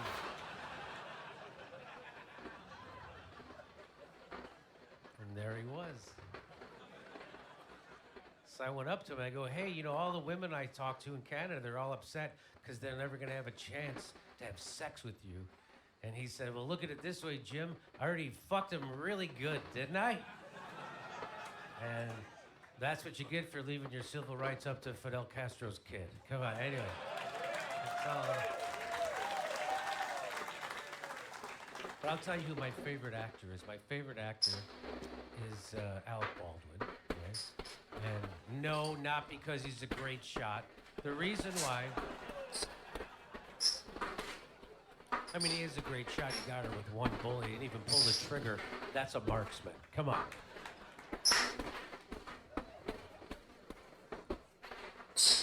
Are some of you in his family or something? You can. Like, oh, that's a little over the line, Jimmy. I remember, I'm old enough to remember when the worst thing Alec Baldwin did was he used a gay slur and he got caught. Do you remember that? A couple years ago, a paparazzi guy got in his face. Oh, one more round. I got one more round in me. He called the guy a cocksucking faggot. Do you remember that? And you can't say that unless you're on South Park. But he wasn't on South Park. And so he decided to defend himself by lying, right? And they go, hey, why did you do that? Why did you call that guy that? And he said, I didn't call him that. And I was like, brilliant. And they said, what did you call him? He said, I called him a cocksucking fathead. Okay. No, you didn't. Because nobody swears like that. Right? Nobody uses a $5 meaty swear word and then follows it up with a Disney swear word. No one's ever said, you cocksucking fathead. No one's ever said that. Look at this motherfucking fart snarkle.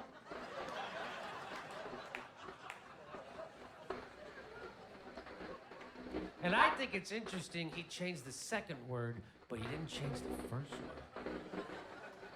So I guess that means cocksucker's okay. Cocksucker's gender neutral. I don't even know how cocksucker got to be an insult in the first place. Cocksucker? That's the nicest thing you could do for a fella. That's nicer than helping a guy move.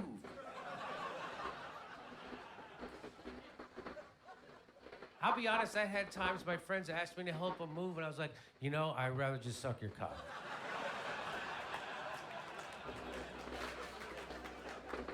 That moving takes all day. Final round. Round 3. Cocksucker, that should be a term of endearment, said with affection. This is my wife, cocksucker. And I love her. Every night. Ooh! She's the best. Give me a kiss, baby, not on the mouth.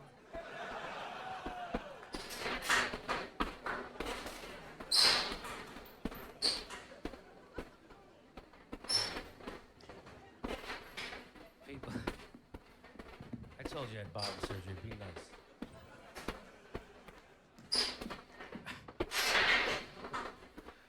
People tell me, they ask me, hey, what's your message? And my message is what's happening in this room here tonight is the only thing that scares the establishment. People from the left and the right coming together and realizing we have more in common that divides us, and we share a common enemy.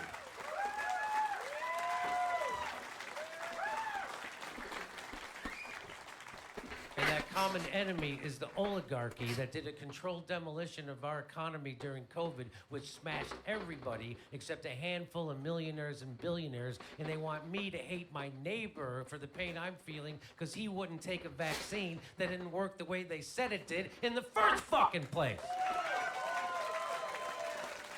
Aww. Well, I'm not going to hate my neighbor. I'm going to join with my neighbor because he's feeling the same pain I am, and we're going to join together and oppose those goddamn oligarchs. 'Cause that's the only thing that can save this country right now is everybody coming together to oppose those motherfuckers.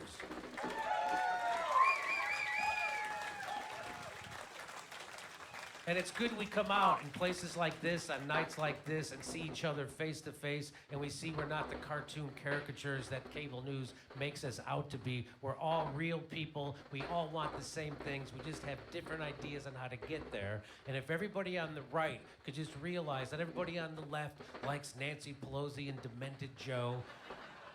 We just want to end the wars, invest that money back in America, and have health care that doesn't bankrupt us, okay? That would go a long way. And if everybody on the left could realize that everybody on the right is a white supremacist Nazi gun nut, they're just fucking gun nuts. And I love them, and I love you too. I hope you had a good time tonight. Thanks for coming out. Fuck the media. Love each other. Fuck the media. Thank you, Austin. I love you. Fuck the media. Love each other. Good night. It always felt to me like that comedy was the critic of the status quo. If you're not challenging the status quo as a comedian, you're talking about current events. There's no point. What's the point to you? Alright, I'm done now. I'm done for today. Glasses on? I'm done for today. Thank you so much. Thank you for being here. You rule. That's true. Mensch too, my love. Thank you, baby. Young Toady, Sailor Curse, Rides Again. Great poker now. I appreciate all of you. In the world and politics and current events. And if I can get a room full of people who don't know me personally to laugh at the absurdity of it, it makes me feel a lot better, and I can calm down and sleep at night. The inspiration behind it was to get it out as fast as possible because these jokes are going to be old soon. They're about the election, the Ukraine war, Gaza, and so Trump's trying to end the Ukraine war, which not good for my special at all. And I mean, I'm anti-war, but I'll be more anti-war in July. It's a very dark topic, and it was really hard to make jokes out of it. And it's just stuff that I like talking about. I've always been interested in current events and politics ever since I was in high school. I took a class called Current Events, actually. I think it was taught by a guy named Mr. Angela, and my textbook was the Time magazine. We had to read Time magazine every week. Back then, it was when we still had like 50 or 60 giant media companies, so Time magazine wasn't as horrible as it is now. It's just like all the other media, corporate media. But back then, I would read it, and then I would turn on the Tom Brokaw news on NBC. So the world's 20th tallest building, I can see it from my apartment. You can see it at night. It's kind of far. It's downtown, but I'll try to show you. Oh, I love you, baby. Thank you, darling. I love you. View of what's actually happening. And that's when I started to so the TV news isn't real.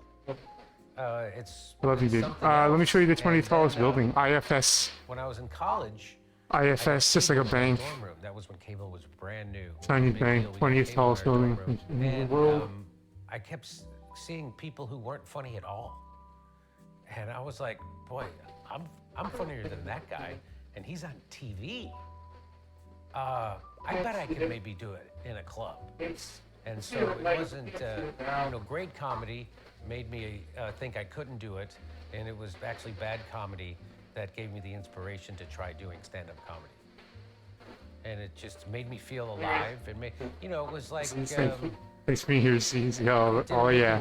I didn't want to be a grown You flex to said Young Toady, let's get shredded. Oh, I even said your name. Oh my god. Eyebrows and grills. Why would you want to live Thank you for being here. I'm going to sign off. And then Let's rate somebody. Let's rate somebody. Stand-up comedians, and then it made me feel okay. Like, I could be a grown-up like that. Oh, I'll be a grown-up like that. Thank you.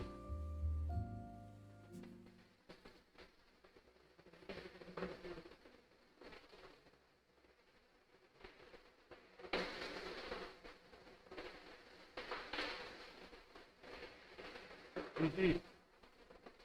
Good luck. Thank you, guys.